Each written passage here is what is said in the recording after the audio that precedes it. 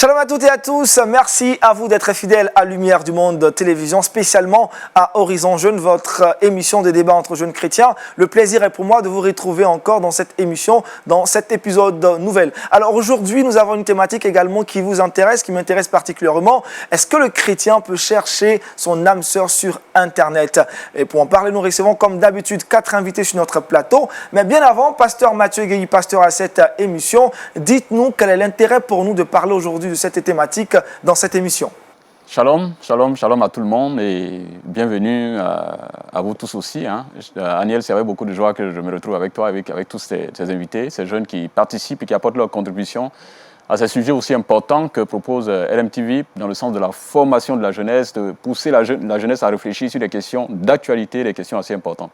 Donc je suis très content d'y être associé et de parler d'un sujet aussi important que le choix du conjoint, mais cette fois-ci sur Internet. Donc, et en parlant d'Internet, parlons justement des réseaux sociaux où tout est là, les connexions sont faites à travers le monde, on peut avoir accès à tout le monde ici et là. Tout peut se faire sur Internet. La grande question, c'est est-ce que dans ce tout-là, il y a le choix du conjoint, le choix de l'âme sœur peut se faire sur Internet? Je pense que ce débat doit être mené et je prie que Dieu nous aide à tirer vraiment de bonnes choses de cela pour la vie de nos enfants, pour que nous sommes déjà peut-être adultes, mais aussi pour la vie des jeunes qui sont pleinement engagés dans ces choses aujourd'hui. Shalom à tous et que Dieu bénisse ce débat. Merci, pasteur Mathieu Guéhi. Sur ce plateau, nos invités sont bien installés. La sœur Baï Gisèle, elle est superviseur manager. Elle est chante dans son église, n'est-ce pas? Vous êtes chantre, vice-présidente également de votre jeunesse. Et comment va le ministère? Va très bien. Voilà. Ça va très bien. D'accord, gloire à Jésus-Christ. Deuxième invité, le pasteur exaucé Guina. Shalom. Shalom. Vous allez bien? Très bien. Et le ministère, ça avance aussi? Oui, ça va très bien, par la grâce Gloire de à Dieu. Jésus-Christ. Troisième invité, le frère Guéfiacre. Il est étudiant à l'école normale supérieure, on dira ENS. Shalom. Shalom. Comment vous allez? Bien. Alors, en dehors de vos différentes activités, je dirais professionnelles, estudiantines, que faites-vous dans votre communauté? Je suis président de la jeunesse et diacre à l'église. Diacre à l'église. Que Dieu vous bénisse. Amen. Dernier invité, Michel Djebi. Il est chargé de recouvrement dans un cabinet juridique, mais il est aussi actif au sein de sa communauté. Shalom. Shalom. Que faites-vous à l'église? Je suis président de jeunesse. Je suis aussi instrumentiste au groupe de louanges. D'accord. Je suis pianiste précisément et puis bassiste aussi. D'accord. Comprenez qu'on a des cadors sur notre plateau. On prendra du plaisir à aborder cette question. Le chrétien peut-il chercher son âme sœur sur Internet? Vous convenez avec moi qu'on définisse les termes clés de notre thématique. Alors, qui est appelé âme sœur? Michel. Bien. L'âme sœur, ce que je peux dire à ce sujet, c'est la personne avec qui l'on marche, avec qui l'homme a l'intention de se marier, avec qui l'on a l'intention de vivre ensemble, faire sa vie sur cette terre jusqu'à ce que la mort nous sépare. Je retiens que cette personne, on peut l'appeler l'âme sœur. L'âme sœur. Voilà. Gisèle, à votre niveau, comment vous définissez le terme, le groupe de mots? On dira âme sœur. Âme sœur. Je pense que l'âme sœur, c'est la personne avec qui on partage certaines valeurs, les valeurs qui nous tiennent à cœur. On partage les mêmes valeurs avec la personne. Voilà, en gros, c'est ça, quoi. D'accord. Pasteur Exaucé Guina, vous avez une autre définition, vous les rejoignez? Oui, pour moi, l'âme sœur, c'est une personne qui semble être prédestinée à une autre personne dans une relation fraternelle et quasi fraternelle. Donc pour vous, l'âme sœur ne conduit pas au mariage? Bon, ça peut conduire au mariage. Ça peut conduire au mariage. Ça peut aussi être, comment on appelle ça, une amitié, comme David et Jonathan. Donc pour vous, il y a deux possibilités. L'âme sœur n'est pas directement Au mariage. au mariage. Non, non. D'accord. Déjà, Fiacre, à votre niveau, que dites-vous déjà des définitions données? Vous les partagez ou vous avez des choses à ajouter? Si je partage un peu la définition de mon frère Michel, c'est une personne avec qui nous partons beaucoup de choses et qui peut même aboutir au mariage, une relation qui peut aboutir au mariage, une relation dans laquelle, en tout cas, l'autre est le petit, le complet de l'autre. C'est-à-dire qu'on peut se compléter D'accord. dans la relation. Et mais qui peut aboutir au mariage. Qui peut aboutir au mariage. Oui. Pour le pasteur Exaucé, le mariage n'est pas forcément le but. Ça peut aboutir, mais... Ça peut aboutir. Voilà, ça peut aboutir, mais je me dis quoi, on ne se sent pas forcément, une fois il y a une âme sœur, il faut forcément que ce soit mariage, vous voyez. Michel, qu'en dites-vous? Parce que dans votre définition, vous avez dit c'est pour le mariage. Écoutez, ce thème-là, il est abordé, pour moi, il est abordé dans le cadre du mariage. Donc quand on parle d'âme sœur, ce qui vient en tête, c'est le mariage. Votre meilleur ami ne peut pas être votre âme sœur. Oui. Qui n'est pas votre femme, on dira. Voilà. Vous ne pouvez pas appeler votre meilleur ami camarade. Je ne peux pas l'appeler âme âme sœur. sœur. La personne que je vais appeler âme sœur, c'est la personne que je compte marier. Voilà, c'est la personne avec qui je vais vivre le reste de ma vie. Ou bien c'est la personne avec qui je vis déjà. Là, je l'appelle âme sœur. Bon, Parler d'amitié, vous n'êtes pas d'accord. L'amitié, écoutez, prenons ça dans un autre sens et pas dans le cas de l'âme sœur. Je ne vois pas l'amitié dans ce sens-là. D'accord, on va poursuivre dans ces échanges. Je rappelle, nous traitons une thématique très importante et très sensible. Le chrétien peut aussi chercher son âme sœur sur Internet. Quelle est l'origine du terme âme sœur? Est-ce qu'on a des origines? Pasteur José. Oui, bon, d'abord, l'origine du thème âme sœur, à mon avis, quand on parcourt la Bible, bon, on ne trouve pas son origine dans la Bible.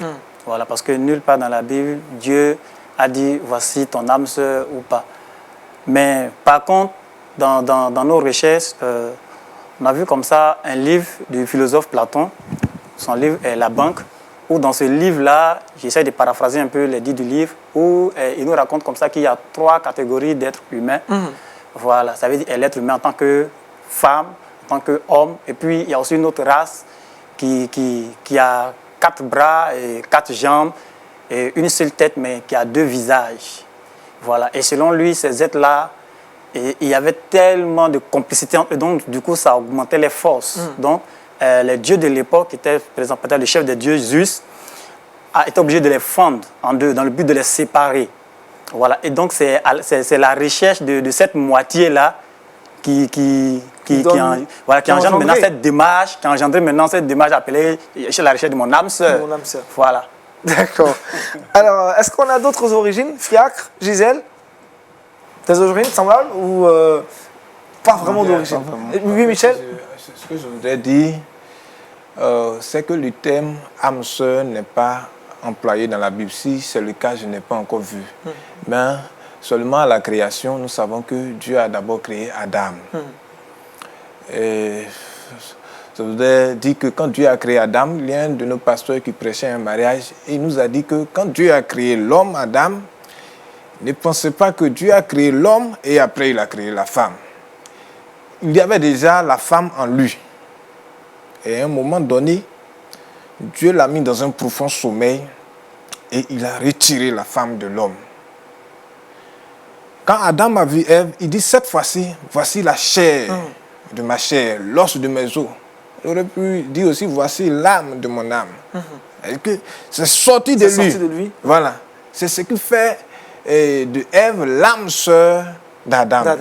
Donc à partir de là, moi je pense qu'on peut quand même dire qu'il y a une origine de ce thème-là dans la Bible. Même si le thème n'est pas employé, quand les chrétiens l'emploient, on peut quand même le comprendre. On peut partir de cette histoire. Voilà, on peut comprendre ça comme ça. D'accord, merci. Dans cette émission, nous parlons d'âme sœur, de recherche d'âme sœur, du chrétien sur Internet. Que doit-on comprendre par Internet? Gisèle, recherche sur Internet. Que renferme le terme Internet?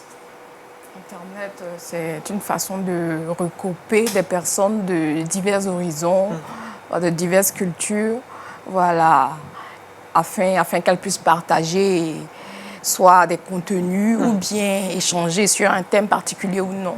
Voilà, ça permet de rassembler, de lier des personnes. D'accord. Voilà. Fiacre, à ton niveau, comment est-ce que tu définis, disons, comprendre par Internet? Que peut-on comprendre?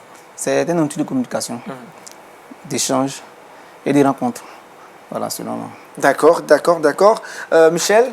Oui, c'est les réseaux sociaux. Je veux parler de... Plus pratiquement, quand on dit Internet, c'est réseaux sociaux. Facebook, par exemple, Viber, WhatsApp, Skype, etc. Voilà, donc c'est à cela que je fais allusion quand on parle d'Internet, Google, et ainsi de suite.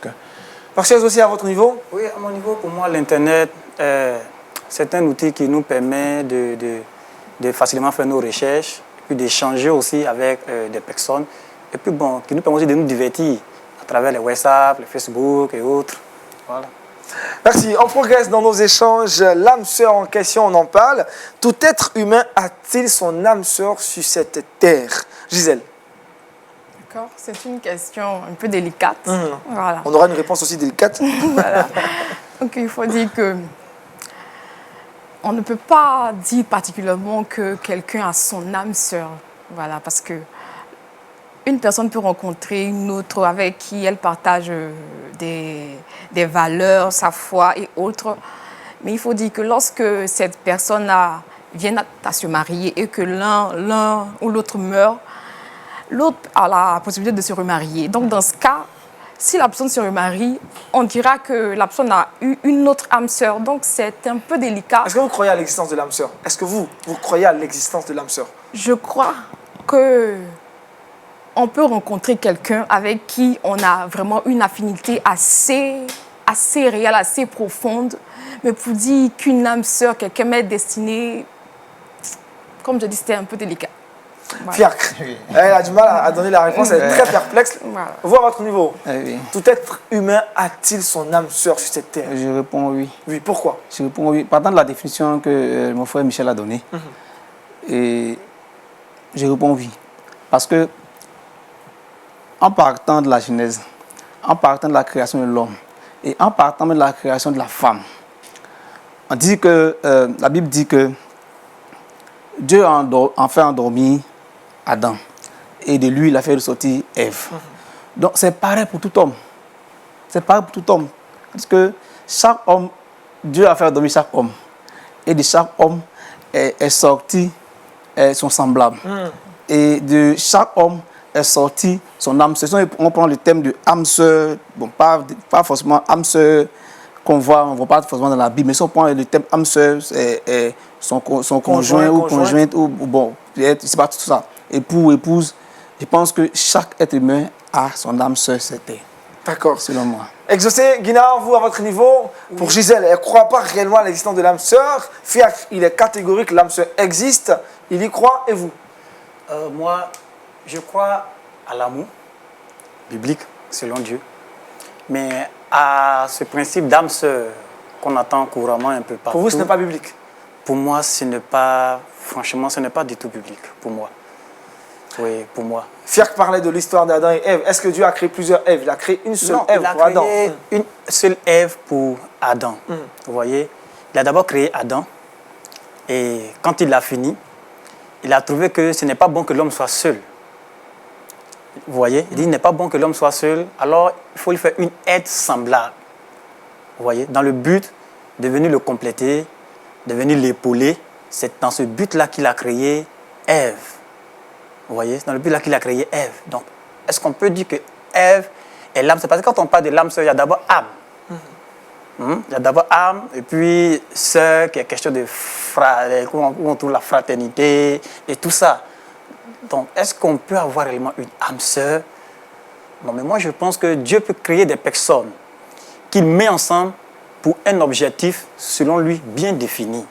Et ces personnes-là ont tellement une grande, comment on appelle ça, affinité entre eux, que vraiment tout paraît, on pourrait dire tout paraît comme quelque chose qui a été déjà prédit. Est-ce que ce n'est pas à cet instant qu'on parle d'âme sœur? Non, ce n'est pas parce que les choses qu'on décide qu'on parlera d'âme sœur. D'accord, on va prendre l'avis de Michel, qui lui il est chaud et il est contre votre avis. Je sais qu'il avait envie de parler, il dit mais attends, j'attends. Ah, Michel, vas-y. Voilà, ce n'est pas parce que je suis tellement chaud contre lui. Mais ce que je veux dire, c'est que, vous voyez, la question est délicate. Il y a une personne qui l'a dit. Et quand Dieu crée chaque homme, s'il y avait la possibilité de mettre le nom de cet homme-là sur le dos de quelqu'un, là, on allait savoir que c'est facile, que voici son âme sœur.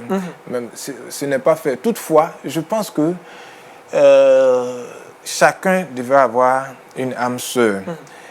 Maintenant, l'âme sœur en question, je pense qu'il y a un groupe de personnes qui peut convenir à un individu et vice-versa. C'est-à-dire, quand je suis un homme, il y a un certain nombre de femmes qui peuvent me convenir. Parce qu'autant d'Adam, effectivement, Adam était le seul homme. On ne va pas se concentrer sur Ève aussi. Ève était la seule femme. Est-ce qu'Adam avait le choix? Il n'avait pas le choix. Donc selon vous, Ève a été imposée à Adam? Oui. Dieu lui a donné, Dieu lui a imposé. Il n'avait pas le choix, Dieu lui a imposé. C'est la même chose. Imposé aussi à Ève. Adam a été imposé à Ève aussi. Ils n'ont pas eu le choix. Ils ont quel choix? C'est les animaux là qu'ils allaient choisir, ils vont choisir quoi? Mais de nos jours aujourd'hui, il y a un groupe de femmes qui peuvent convenir, par exemple, à moi, Michel. Quand je vis avec eux, je peux les accepter. Tout va ensemble. Nous sommes en phase, nous avons les mêmes manières de voir les choses. Et je crois qu'à ce niveau-là, on peut dire que oui, l'âme sœur, effectivement. Mais est-ce que vous êtes pour le fait qu'il existe une âme sœur pour une âme sœur, on dira? Unique, quoi. Une sœur peut dire, voici mon âme sœur qui est là, c'est le frère. Et à part lui, unique. il n'en existe pas d'autres. Non, non, là, je pense Vous que ne croyez pas non, là, à je l'existence de cette âme sœur. voilà. Fiacre, tu les rejoins finalement ou tu restes sur ta position? Bon, peut-être qu'on va progresser. oui, quand on va progresser, on va se comprendre. D'accord. On va progresser alors, comme Fiacre le disait. Est-ce que la recherche de l'âme sœur répond à des règles ou à des démarches? Si oui, quelles sont ces règles et ces démarches? Gisèle?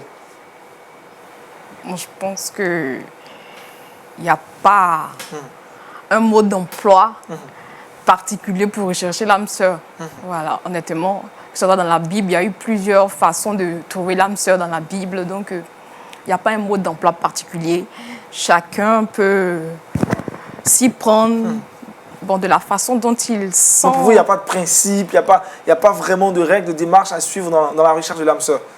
Oui, il n'y a pas une règle fixe. Voilà, ça dépend de ce que l'autre ressent, ça dépend de ce que l'autre a en sa possession, ça dépend des moyens que l'autre a. Je ne pense pas qu'il y ait un mode d'emploi figé pour pouvoir trouver l'âme sœur. D'accord. Fiacre, qu'en dis-tu? Oui, il n'y a pas forcément de principe. Moi, je dis que les principes sont personnels. Ça dépend de l'individu. Il existe aujourd'hui plusieurs ouvrages qui aident les jeunes à trouver leur âme sœur. Oui. C'est-à-dire que moi, je parle toujours de la définition d'Adam et d'Ève, par exemple. L'âme sœur, selon moi, c'est-à-dire que la personne combien vide. Vous voyez, il arrive par un moment où la personne, est-ce que peut-être moi, par exemple, je sens quelque chose qui manque en moi, que je veux combler. Je sens peut-être, je ne sais pas, un vide près de moi que je veux combler. Alors, quelle est cette personne-là qui répond à ces critères? Vous voyez, selon moi, selon mes préoccupations, selon peut-être ma vision, quelle est cette personne-là qui peut m'aider à pouvoir surmonter tout cela? Pourquoi? Vous voyez, remarquez très bien, ces personnes qui se marient, bon, moi je ne suis pas encore forcément marié, tant que tel, mais je ne sais pas aussi si... Bon, je pense aussi... Oui. Voilà. On comprend. Voilà. Vous avez trouvé votre âme sœur? Bon, à la fin, on dira. Est-ce que chacun arrivé au moins de la vie, a l'impression de manquer de quelque chose? Vous voyez? Donc, c'est à ce niveau-là, il y a des principes et des règles que chacun se donne pour trouver cette personne-là qui va combler ce vide. Donc, selon moi, il y a des critères, il y a des règles, mais c'est personnel, c'est propre à l'individu. Voilà, l'individu. Pasteur, c'est votre avis sur la question. Est-ce qu'il existe des règles, des démarches, des méthodes dans la recherche de l'âme sœur? Oui, je pourrais dire plutôt qu'il existe des règles. C'est pourquoi d'autres pourront dire, ah, j'ai échoué. Ah non, je ne suis pas tombé, c'est mon âme sœur. Pourquoi? Aujourd'hui, pourquoi? Parce que quand on va dans nos sociétés, plusieurs échecs dans le mariage, tous se disent, ah non, c'est parce que si tu as échoué, c'est parce que ce n'était pas ton âme sœur, cette personne n'était pas destinée. Mais revenons un peu à la Bible. Je pense que notre Seigneur nous a donné un élément dans ce domaine qui est très important, qui est le discernement. Oui, qui est le discernement. Ça veut dire, pendant que je suis soit à la recherche de ma conjointe ou soit de mon conjoint, je dois vraiment écouter le Seigneur. Oui, pour moi, je me dis c'est d'abord le premier principe. Pourquoi? Parce que celui qui me connaît mieux, c'est le Seigneur. Et il sait qui peut me supporter, il sait qui peut me comprendre. Et il sait aussi qui je peux comprendre et qui je peux supporter. Vous voyez, donc si je me base simplement que sur mes sentiments, mais je vais embarquer tout le monde dans ma vie. Alors, pour vous, quelles sont ces règles? Bon, pour moi, d'abord, ces règles-là, c'est d'abord, comment on appelle ça? L'écoute du Saint-Esprit et surtout le discernement. Le discernement. Oui. D'accord. Michel, à ton niveau, comment est-ce que tu vois cette question? Est-ce qu'il existe des démarches, des règles dans la recherche de l'âme sœur? Je n'en ai pas vu dans la Bible. Et je pense qu'il ne faut pas se figer à quelque chose parce qu'il n'y a pas de principe ni de règles établies. Voilà. Chacun à son niveau peut établir, n'est-ce pas, sa procédure, ou bien, je ne sais pas, une règle à son niveau, n'est-ce pas, pour trouver son âme sœur. Mais il dit qu'il y a une règle typique à laquelle il faut obéir. Sans ça, tu ne vas pas trouver ton âme sœur. Je pense que ce n'est pas le cas. C'est pas le cas. Ouais. D'accord. Pour le pasteur exaucé, on pourrait parler de l'écoute du Saint-Esprit, du discernement. Ces choses peuvent revenir dans la recherche de l'âme sœur. Certaines valeurs chrétiennes à mettre en avant. Fiacre. Oui, évidemment. Oui, ça fait partie des critères. Si tu es chrétien, tu es un chrétien. Ça fait pas des critères. Il faut d'abord écouter. Il faut écouter ce que Dieu dit. Et la sœur, bon... Vous ne l'avez pas dit. Vous n'avez pas dit tout à l'heure. Pour vous, les critères sont personnels. On parle des critères qui pourraient être universels pour tous les chrétiens. Non. Il n'y a pas de critère universel général. Bon, général, c'est quelques critères. Par exemple, tel que le pasteur a dit tout à l'heure, le discernement. Mais la personne avec qui tu veux marcher, est-ce que la personne, vous marchez sur... je veux dire, est-ce que la personne est chrétienne comme toi? Ça d'abord, c'est un des critères. Que la personne soit chrétienne. Voilà. Chrétien. Voilà, c'est un critère. Mais là c'est universel. Oui. Voilà, et là c'est universel. Maintenant, est-ce que, bon, pour dire quel est le niveau de la vie spirituelle de l'autre, bon, là ça dépend. Parce que l'autre peut être faible et l'autre peut être fort, et ensemble, vous compléter. D'accord, donc les critères sont généralement propres et typiques à chaque personne. Alors, comment être sûr que l'on a rencontré son âme sœur, Gisèle? Comment être sûr? Je pense que c'est la conviction d'abord du Saint-Esprit. Voilà, parce que on va avec quelqu'un, il faut qu'on se laisse guider voilà, par le Saint-Esprit. Je pense que la conviction du cœur est très importante. Voilà, je pense que c'est lorsqu'on est convaincu qu'on peut dire qu'on a trouvé l'âme sœur. Si on n'est pas convaincu, si on a des doutes, je pense qu'il faut prendre les choses avec du recul et puis aller repartir encore vers le Seigneur. Donc pour vous, la conviction nous garantit, nous fait comprendre qu'on a trouvé l'âme sœur. Michel? Voilà, cette question-là, elle est aussi délicate. Mais ce que je voudrais dire, c'est qu'il y a, en plus de la conviction, je suis d'accord avec elle, il y a aussi la paix du cœur. En la matière, il y a des gens qui demandent des signes à Dieu. Ce n'est pas les mêmes cas de figure qui se présentent toujours à nous, mais il y a des gens qui demandent des signes à Dieu, soit dans des rêves, ils voient des signes, c'est-à-dire quand un homme se présente à une jeune fille, il dit « je veux de toi », elle prend du temps dans la prière, et puis elle demande à Dieu de lui montrer un signe. Dieu lui montre un signe et elle est convaincue. Mais la conviction peut naître par la paix du cœur. C'est-à-dire quand tu es avec la personne, tu te sens à l'aise, comme je l'avais dit à l'entame. Quand vous avez la même manière de voir les choses, vous vous comprenez aisément, en ce moment-là, tu peux être tranquille. On parlait de compatibilité, finalement. Voilà, justement. Pasteur Exaucé, voir votre niveau, comment être sûr que l'on a rencontré son âme sœur, être rassuré, c'est tel que Dieu m'a destiné? D'abord, pour moi, à mon avis, les éléments qui me permettent de reconnaître que j'ai rencontré soit de l'âme sœur, comme on le dit, comme le frère l'a dit tout à l'heure, il faut d'abord avoir la paix du cœur. Voilà, au-delà de tout ce qu'on peut voir de bien ou de pas trop bien à la personne, mais pendant que tout cela se défile à nos yeux, quel est le sentiment qu'on a à l'intérieur de nous? Est-ce qu'on est malgré tout en paix? Est-ce qu'on est malgré tout tranquille? Ça, c'est déjà un premier facteur qui est très important. Et puis, le deuxième, il faut avoir la même vision. Voilà, comme il a dit, il faut avoir la même vision. Parce que si on n'a pas la même vision, ça sera compliqué. Ça sera vraiment compliqué. Parce qu'à un moment, c'est vrai, on est attiré par l'amour. Mais c'est la vision, c'est le fait d'avoir la même vision qui permet qu'on dure ensemble jusqu'à peut-être à l'éternité. Oui, parce que j'ai vu un peu dans la Bible, on voit par exemple Jésus-Christ, ce qui m'a mené à comprendre ce principe, on voit un peu Jésus-Christ, il aimait, c'est vrai, il aimait Jean. Mais chose bizarre, c'est qu'il confie le ministère à Pierre. Pourquoi ne pas confier à celui que tu aimes plus, qui t'aime aussi plus? Parce qu'il est dit partout que ce disciple-là, c'était celui que Jésus aimait, et Jésus aussi l'aimait. Mais Jésus, au soir de sa vie, il dit, Pierre, prends le ministère.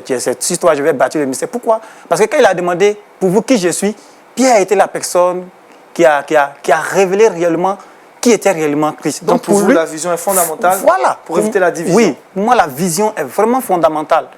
vraiment fondamental. Parce que quand on a la même vision, il pleut qu'il neige, il aura toujours l'harmonie. On a compris. Alors, Fiacre, est-ce qu'il y a d'autres choses encore à ajouter sur cette question? Comment être sûr que l'on a rencontré son âme sœur? Bon, la Bible dit que Jésus a trouvé une femme a trouvé le bonheur. Et Alors, on dira quand on a trouvé le bonheur, on a trouvé. voilà, quand tu es avec ton âme sœur, il y a la paix du cœur. Il y a, en plus de tout ce qu'ils ont dit, il y a la paix du cœur, il y a la joie, le bonheur, et tu sens. On sent sans toi. Oui, oui. D'accord, oui, allez-y, Gisèle. Je pense que l'entourage aussi peut nous conforter dans notre décision. Voilà, l'entourage, les amis, la famille, les pasteurs, pourquoi pas. Il faut demander leur avis. Si, les pasteurs aussi. Voilà, tout ce beau monde-là peut nous conforter dans le processus de décision. La question qui fait débat dans cette émission, le chrétien peut-il trouver son âme sœur sur Internet? Je vais rester avec Gisèle. Quel est ton avis sur cette question? Est-ce que toi, tu te verras en train de chercher ton âme sœur sur Internet, Facebook, Twitter, Instagram? Dites-moi, c'est quoi votre avis sur cette position? Je pense que on peut trouver l'âme sœur. On est dans le cadre chrétien. On peut trouver l'âme sœur partout où un chrétien se trouve. Et un chrétien peut se trouver sur Internet. Alors, se trouve même sur Internet. Sur Internet. Donc Pourquoi surtout? Ils sont plus nombreux aujourd'hui sur Internet? Puis on est pratiquement tous sur Internet, hein, franchement, honnêtement. Voilà, donc moi je pense que un chrétien peut trouver son âme sœur sur Internet. Puisque moi j'ai un compte Facebook. Vous avez un compte Facebook? Bien sûr. Vous allez Oui. vous trouver sur Internet, vous deux. Donc Cet le avis-là, chrétien, Michel ne partage pas cet avis, n'est-ce pas, Michel? Non, je ne partage pas cet avis du tout. Vous savez, tout à l'heure, c'est Gisèle, hein, c'est ça, mademoiselle Gisèle, quand elle est intervenue, elle a dit que l'entourage peut nous réconforter Dans le choix de notre âme sœur. choix de notre âme sœur, nous rassurer. Nous rassurer. Que effectivement, parce que la question c'était à quel moment on est rassuré que c'est notre âme sœur. Mais avec Internet là, c'est quel entourage qui va intervenir? Il n'y a pas d'entourage qui va intervenir. Tu vas rencontrer quelqu'un sur Internet, je ne sais où il est, et tu dis, bon, avec lui là, je vais marcher. Tu es en train de chercher. Déjà, il y a une décision que tu prends. Je vais marcher avec celui-là. Ou bien quelqu'un va se présenter à toi sur Facebook, et puis tu dis, bon, je vais essayer, mais je vais marcher avec lui, c'est mon âme sœur. C'est quel entourage qui va rendre quel témoignage de lui pour dire que oui, celui-là, c'est vraiment ton âme sœur. Ses amis sur Facebook, elle va les demander aussi. Ses amis sur Facebook, est-ce qu'ils le connaissent? Ses amis, qui le connaît? C'est celui dont on parle, ses amis, est-ce qu'ils le connaissent réellement? Et là, quand elle a parlé d'entourage tout à l'heure, peut-être qu'elle faisait aussi allusion à ses amis sur Facebook. Elle a parlé du pasteur. Mais quand elle parlait d'entourage, en plus du pasteur, je pense à ses parents, aux parents de celui qu'on va rencontrer, qui est notre âme sœur, et des amis physiques qui vont se présenter à nous. Mais là, attention à Facebook, attention à Viber, attention à WhatsApp, ça ne se passe pas là-bas. Parce que là-bas, la vérité ne se dit pas toujours, hein. Le mensonge domine la vérité. Voilà, c'est ce que moi je pense. Donc, Gisèle va réagir, elle va répondre. Mais je ne suis pas d'avis. Gisèle, vas-y, Gisèle.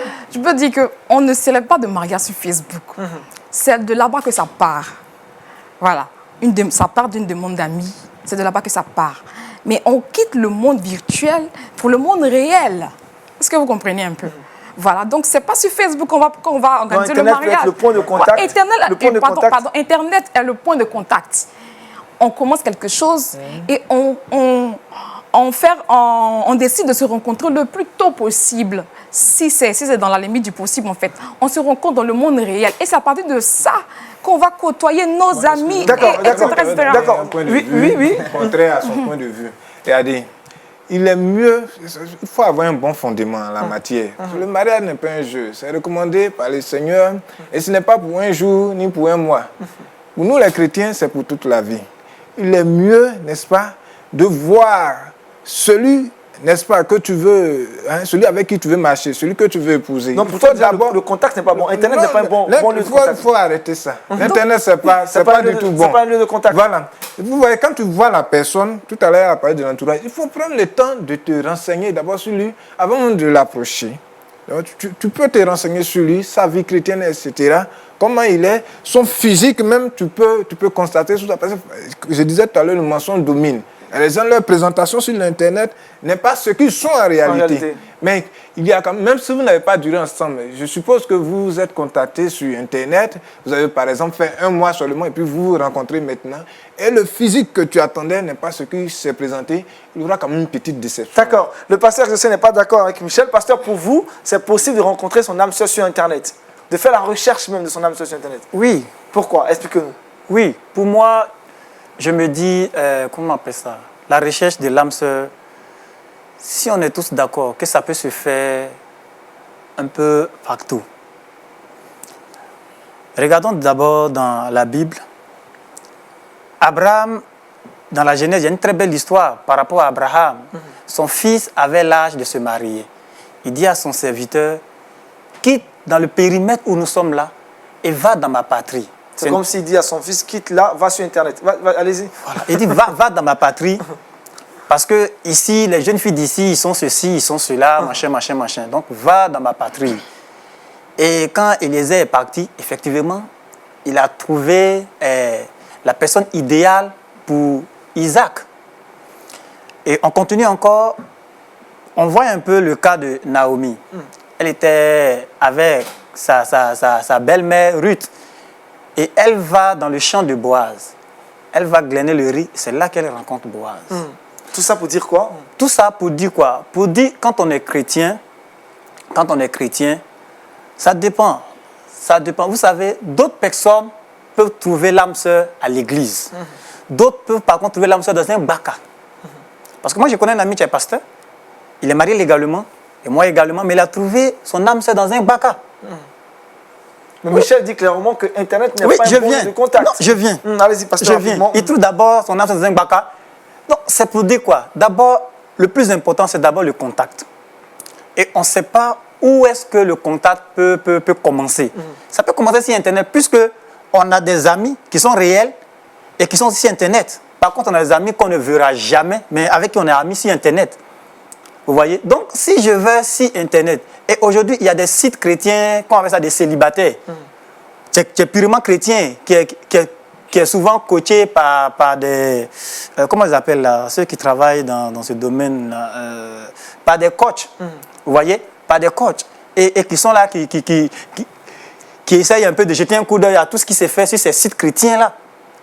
Vous voyez? Et il y a des personnes aujourd'hui, parce que si on se dit carrément que ce n'est pas bon, c'est comme si nous sommes en train de blâmer ceux qui ont réussi dans ce domaine. Parce qu'il y a des personnes qui ont réussi à trouver l'âme sœur sur le net. Et aujourd'hui, les mariages fonctionnent très bien. D'accord. Fiacre n'est pas d'accord avec le pasteur. Pour le pasteur, c'est possible de chercher son âme sœur sur Internet. Possible. Fiacre, pas du tout d'accord. Pas du tout d'accord. Pourquoi? Pourquoi? Parce que sur Internet, il y a tout. Il y a tout. Je ne vais pas dire déjà ce que mon frère Michel a dit. Mais quand le pasteur dit qu'il y a plusieurs personnes qui sont, peut-être ils ont rencontré sur Internet, ils sont mariés, est-ce qu'il me donne le pourcentage? D'accord. On va le laisser poursuivre. On va le laisser poursuivre après, pasteur. Combien de relations qui ont commencé sur Internet et qui ont abouti à un mariage, peut-être qui a fait peut-être 30 ans de mariage ou 40 ans de mariage, ou peut-être ils sont séparés après la mort. Combien? Sur l'Internet, il y a tout. On peut se faire passer pour quelqu'un qu'on n'est pas sur Internet. C'est quoi? Les sentiments, c'est quoi? L'amour, c'est quoi? C'est le contact. N'est-ce pas? Physique. Bon, pas forcément physique d'abord, mais que chaque jour, l'autre est en contact avec l'autre, que ce soit par le téléphone, les communications. Voyez-vous, l'Internet, imagine, chaque jour, sur Messenger, ou même sur Facebook, les messages d'amour, les messages, tu as mangé, tu as fait tant. Oui, mais tu ne vois pas lui qui est derrière. Fiacre, il est pharmacien. Vous voyez, tu ne vois pas lui qui est derrière. Et peut-être, si cela prend peut-être 1 mois, 2 mois, 3 mois, ou peut-être 1 an, ou peut-être 5-4 mois, que tu rencontres la personne physiquement, et il se trouve que peut-être tu es pleinement ancré dans cette relation, tes sentiments sont déjà partis avec cette personne-là, et tu rencontres la personne. Et peut-être que tu es déçu, parce que c'est ce que tu attendais. Ça blesse que quand on te dise la vérité, donc que je ne veux pas de toi. D'accord. Vous voyez? Donc, faisons attention à ce qu'on dit. Même quand on dit qu'il y a plusieurs personnes, moi, il y avait le pourcentage de ceux qui ont reçu le mariage. Vous avez le pourcentage? Au fait, je n'ai pas un pourcentage, mais qu'est-ce que je veux dire? D'accord, maintenant prenons aussi, dans nos églises, où on peut dire, bon, le chrétien doit prendre juste dans son périmètre. Mais il y a aussi des faux. Il y a aussi des faux frères dans le périmètre. Et on en a vu plein. On en a vu plein. Pourquoi aujourd'hui, dans les statistiques de divorce, il est démontré que les chrétiens divorcent plus que toute autre personne. La statistique sous réserve, on n'a pas les chiffres. Voilà, hein, voilà, on n'a pas sous, fait les- voilà, sous Donc réserve. Ça, c'est vous qui prenez, vous endossez cette Voilà, sous réserve. Vous voyez? Mais si ces personnes ne vont pas chercher peut-être sur Internet, ça veut dire qu'ils ont eu ces personnes-là dans leur périmètre. Donc le problème, pour moi, le problème, c'est pas, comment on appelle ça, c'est pas où je trouve la personne, mais c'est la manière dont nous bâtissons la chose qui est le plus. Et on peut bien bâtir sur Internet. Pourquoi pas? On peut pas, parce que l'Internet, c'est juste un moyen qui nous met en contact. Qui nous met en contact. Et le reste, ça nous met, puisque tout à l'heure on a dit que, comment on appelle ça, quels sont les critères qui démontrent que j'ai trouvé l'âme sœur, ou bien par contre, on peut trouver l'âme sœur. Tout à l'heure, j'ai parlé du discernement et de l'écoute du Saint-Esprit. D'accord. Michel, réaction. Vous voyez, tout à l'heure, le pasteur a parlé d'Abraham qui a envoyé son serviteur dans son pays chercher une femme pour son fils. Là, ce n'est pas Internet. Veuillez m'excuser, mais ce n'est pas Internet. Il y a un contact physique. Le serviteur va, il voit, non seulement, c'est une question de famille. C'est-à-dire, Abraham connaît la famille où il va aller chercher la femme de son fils. Là. Souvent, nous rencontrons des gens sur Internet que nous ne connaissons pas. C'est ça le problème. Je ne dis pas que le mariage dans nos églises n'échoue pas. Ça peut arriver, ça peut échouer. Mais avec l'Internet, le risque est plus grand. Voilà, est plus grand. Voilà, c'est ce que moi je voudrais préciser. Et donc, si avec le contact physique là, il y a déjà échec, il y a plus forte raison avec Internet. Oublions cette affaire d'Internet là. D'accord. Gisèle, pour réagir au propos de Michel, Michel est catégorique sur cette question. D'accord. C'est un gros risque de chercher son âme sœur sur Internet. D'accord. Moi, je peux ajouter que c'est pas que on va sur Internet parce qu'on a confiance à Internet. Si, c'est ça. Non, on a confiance au Dieu, à notre Dieu en fait. Parce qu'il faut dire que dans Josué, je crois 1:9, il a dit que l'Éternel, ton Dieu, sera avec toi dans tout ce que tu entreprendras. L'Éternel peut me conduire sur Internet également. Pourquoi le Dieu qui est si grand peut me conduire sur Internet? Moi, je voudrais dire quelque chose à ce sujet-là. Vous savez, oui, Donc, Michel, franchement, il faut dire que tout le monde n'est pas parvenu à un niveau mature, de spiritualité.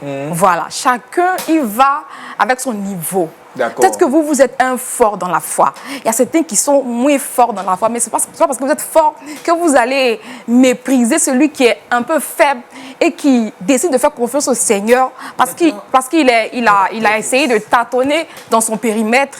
Ça n'a pas abouti. Et pourquoi pas? Le Seigneur peut me conduire. Le Seigneur, il est fidèle. Et il est fort pour me conduire également sur Internet. Vous allez dire les voix sont insondables. On peut sortir ça partout. Hein. Le Seigneur est prêt à nous aider, mais eux-mêmes ils l'ont dit. Hein, tout à l'heure, il faut avoir le discernement avec le Seigneur. Et puis, vous voyez, dans la parole de Dieu, il y a un passage qui dit, je crois que c'est Psaume 127, pour dire que l'Éternel veille sur nous. On n'a pas besoin de s'inquiéter, quoi.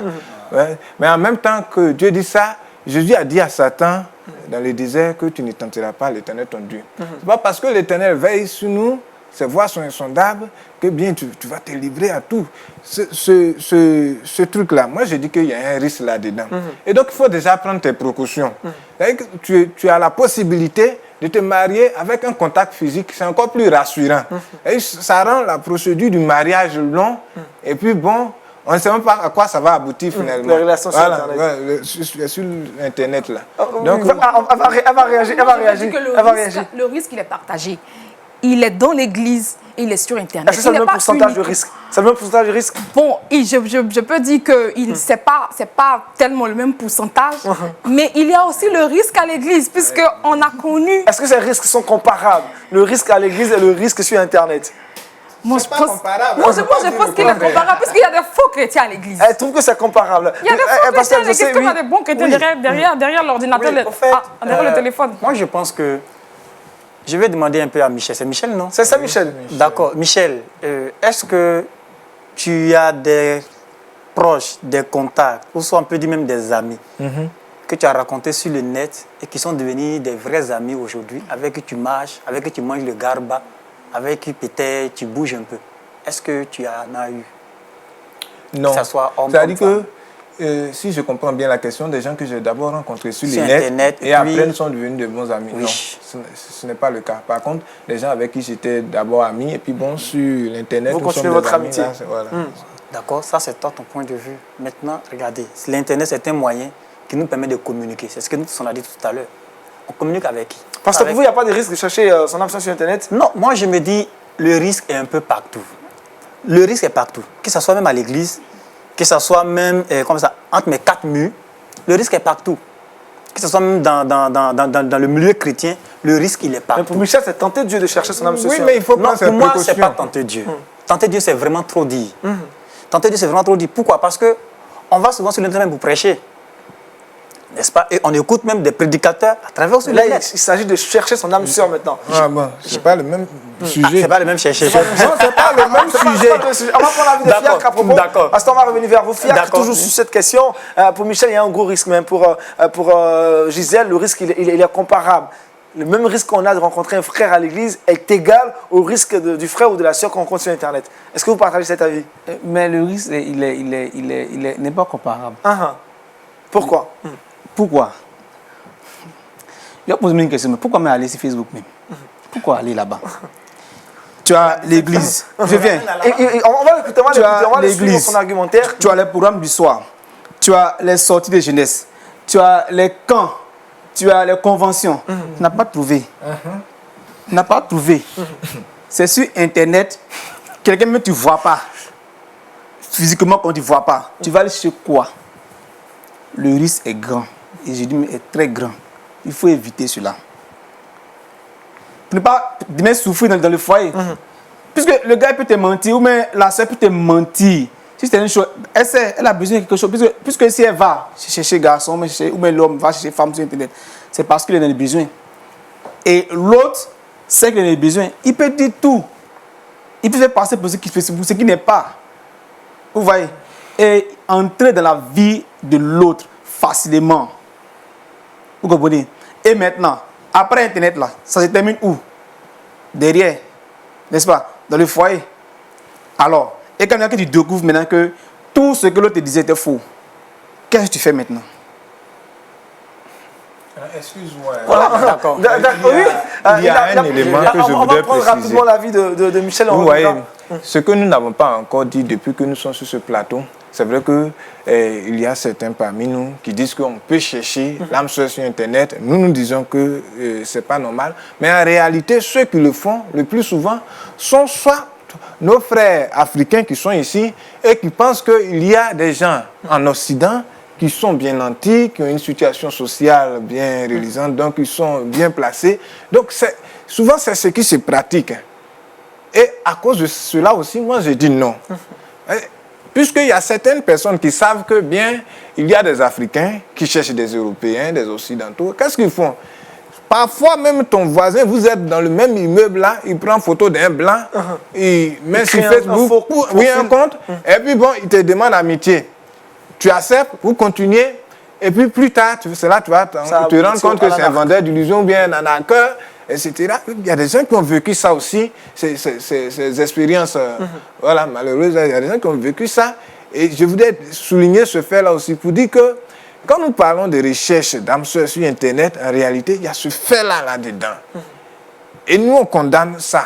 Il faudrait que vous puissiez reconnaître ça avant qu'on ne puisse continuer. Ah, il est bien. Michel, on peut accepter quelque chose. Je vais prendre rapidement Gisèle et on reviendra vers vous, pasteur. Moi, je ne dis pas qu'il n'y a pas de risque. Il y a des risques, oui. Mais il faut dire, avec le discernement, et il faut aussi se garder d'avoir des sentiments sérieux avant d'avoir rencontré la personne. Est-ce que c'est possible de se garder d'avoir des sentiments? Non, parce que c'est une personne mature qui a le désir de se marier. Ce n'est pas une adolescente qui se laisse tourner la tête par je ne sais quoi. Avant même d'accepter une demande d'amis, tu peux même aller sur le profil. Moi, mais c'est ce que je fais. Je vais sur le profil de la personne qui m'envoie la demande et je regarde un peu tout ce qu'il fait, tous ses contenus, les personnes avec qui les personnes avec qui je suis amie, les amis en commun qu'on a. Voilà, c'est beaucoup de travail en même temps. Avant d'accepter la demande. Donc, il faut dire que nous ne sommes pas des personnes qui baladent comme ça sur Internet. La personne qui va sur Internet a un peu de jugeote quand même. Donc pour vous, la maturité peut nous amener à faire beaucoup de... Attention, déjà sur Internet. Voilà. La maturité peut nous envoyer à éviter beaucoup de choses. Donc, tu te gardes d'aller dans certains rêves, qu'est-ce que je veux dire? En tout cas, dans certains... On comprend, on sait Voilà. que c'est pas facile de le dire déjà. On n'est pas suffisamment prudent. Hein. On n'est pas suffisamment prudent. Mais on peut prendre quand même ses précautions. Ses précautions. Donc, éviter d'aller de chercher son âme sœur sur Internet, c'est prendre ses précautions. C'est prendre ses précautions pour vivre une relation malheureuse plus tard. D'accord. Ou bien une relation qui ne va pas aboutir alors que tu as perdu ton... Il y a une sœur chez nous, comme ça, elle dit que quand tu lui parles, elle dit non, moi je ne marie pas Gouro, je ne marie pas Bété. Elle est tout le temps sur WhatsApp. Mais elle a plus de 30 ans, elle est là. Les autres se marient seulement. Oui, elle veut dire qu'elle ne marie pas les Africains. Elle n'a pas affaire aux Africains. Donc elle est tout le temps sur le WhatsApp pour marier son Européen. Voilà. Donc elle est en train de chercher son âme sœur. Elle est là, elle attend. Les autres se marient seulement. Pasteur José, sur la question. Oui. Au fait, vous voyez, qu'est-ce qui fait que aujourd'hui, plein de personnes vont sur les réseaux sociaux à la recherche de l'âme sœur? Parce que c'est vrai, on s'arrête seulement que sur Facebook ou WhatsApp. Mais je le dis, il y a des sites. Vous voyez, il y a des sites de rencontres. Oui, même chrétiens. Des chrétiens même aujourd'hui, Oui. des sites de célibataires chrétiens. Oui, chrétiens. Chrétiens. Et ces sites-là sont fiables. Bon, moi je n'ai pas rencontré mon épouse là-bas, donc je ne peux pas dire à 100%. Mais vous n'avez pas rencontré votre épouse sur Internet. Pourquoi vous conseillez qu'elle ne va pas sur Internet? Non. Pourquoi est-ce qu'on le dit? Moi, au fait, ma démarche, c'est quoi? Ma démarche est que on ne sait pas où est-ce qu'on peut rentrer en contact. Parce que d'abord, c'est le contact. C'est le contact qui oriente et nos ambitions futures. Donc pour vous, le premier contact compte et puis après le reste, on peut se voir dans la réalité. Voilà, le premier contact peut être sur Internet, comme dans l'église, comme ailleurs. Mais pour le chrétien, puisqu'on a parlé des chrétiens tout à l'heure, il faut d'abord que, le frère l'a dit, il faut que la personne soit d'abord chrétien. Oui, il faut d'abord que la personne soit chrétien. Bon, on n'a pas aussi un détecteur pour détecter si lui est vrai. Vous venez qu'il y a beaucoup de risques. Ou pardon, il y a beaucoup de risques. Voilà pourquoi on a dit tout à l'heure qu'il faut écouter son cœur et le discernement. Parce que quand quelqu'un te ment, peut-être qu'il est tellement éloquent, tu ne pourras pas le démasquer. Mais quand tu vas écouter à l'intérieur de toi, tu sauras que... Merci, pasteur. On va prendre rapidement l'avis de Michel avant de terminer cette émission. Je veux poser une question. Entre celui que tu vois à l'église, et chaque jour il vient, toi, vous faites le culte ensemble, vous allez à la maison, et puis celui que tu as croisé sur Internet, c'est qui tu pourras réellement évaluer sa vie chrétienne et sa maturité?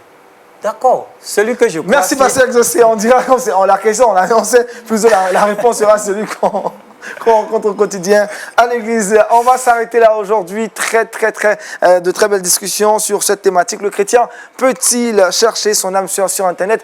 Pasteur Mathieu Guéhi, que faut-il retenir de cette thématique? Merci Aniel. Merci à Gisèle et à tous nos frères et sœurs qui ont participé à ce débat. Je pense que votre contribution a été très riche et beaucoup appris de vous. Ça montre que vous-même vous êtes impliqué dans ces choses. Vous connaissez, vous voyez autour de vous les choses qui se passent. Et votre contribution est une contribution de taille à ce débat et aussi à la vie de tous les jeunes qui sont aussi dans ces questions. Je voudrais quand même nuancer quelque chose qui avait été dit dans vos interventions. En matière de choix de conjoint, de choix d'âme sœur, je dis et je confirme qu'il y a des règles. Peut-être qu'en disant qu'il n'y a pas vraiment de règles, vous êtes en train de dire simplement que il y a quand même la sensibilité de chacun qui doit être prise en compte dans cette décision. Et je suis tout à fait d'accord avec ça. Mais il y a des règles et des principes objectifs dans le choix d'un conjoint pour un enfant de Dieu. Et l'un des principes que j'appellerais même le premier principe, c'est le fait que la personne soit convertie à Jésus-Christ. Donc la personne connaisse Christ, que la personne soit engagée donc dans la foi, engagée dans la vie d'une église, et la personne vit donc cette foi avec les autres. Ça, c'est très important. Et que la personne incarne aussi des valeurs spirituelles de quelqu'un dont la vie a été réellement transformée, quelqu'un qui a rencontré Jésus. Et ça, j'appelle ça des critères, en plus d'autres que je vais ajouter, peut-être des éléments, des critères objectifs. Oui, il y a des règles. pour le choix d'un conjoint. Évidemment, l'autre côté, c'est simplement des principes que j'appelle des principes subjectifs, c'est-à-dire les principes de beauté. Moi, je peux trouver qu'une sœur est belle alors que telle autre ne la trouve pas belle. Donc, ça, c'est ça que j'appelle les principes ou les critères subjectifs. Évidemment, quand je vais choisir quelqu'un, un homme, une sœur, pour être mon conjoint, ma conjointe, sa beauté, elle doit être belle pour moi. Sinon, si elle n'est pas belle, évidemment, je ne peux pas la choisir. Donc ça, c'est quelque chose qui est aussi très important. Mais ça, c'est subjectif. Mais il y a des principes objectifs que j'ai donnés tout à l'heure. Le principe de la foi en Christ, de la conversion et des valeurs spirituelles que la personne manifeste dans sa vie. J'ajouterais peut-être des valeurs sociales. À quelqu'un qui est quand même, je veux dire, qui a du respect pour ses propres parents, qui n'est pas en conflit avec tout le monde autour de lui. Ça, c'est des choses quand même qu'il faut prendre en compte. Ceci dit, la question du choix du conjoint, du choix de l'âme sœur à partir de l'Internet. Et ici, en parlant de l'Internet, on parle beaucoup plus des réseaux sociaux qui nous mettent en contact avec des gens à travers le monde, des jeunes filles, des garçons. Il y a ce contact-là qui est créé à partir des réseaux sociaux et des sites parfois qui sont créés spécialement pour ça, pour permettre des rencontres. Je pense que moi, je privilégie, en termes pour le choix d'un conjoint, je privilégie les contacts physiques. Les rencontres dans le cadre des églises, les rencontres dans le cadre des associations chrétiennes, les rencontres dans le cadre de l'université, des gens avec lesquels nous grandissons. Je pense que ça, c'est quelque chose de très, très important. Parce que c'est en marchant ensemble, en se rencontrant dans un cadre plus physique et non virtuel, bien entendu, que j'arrive à découvrir quelqu'un et ce qu'il est. Les réseaux sociaux, l'Internet cachent toujours beaucoup de choses sur quelqu'un. Les photos sont même bien travaillées. Quand je balance une photo, c'est généralement mes meilleures photos que je choisirai, par exemple, pour balancer aux gens. Des cadres un peu plus beaux que je choisirai. Personne ne présente un côté, pas peut-être entre guillemets, très intéressant de sa vie.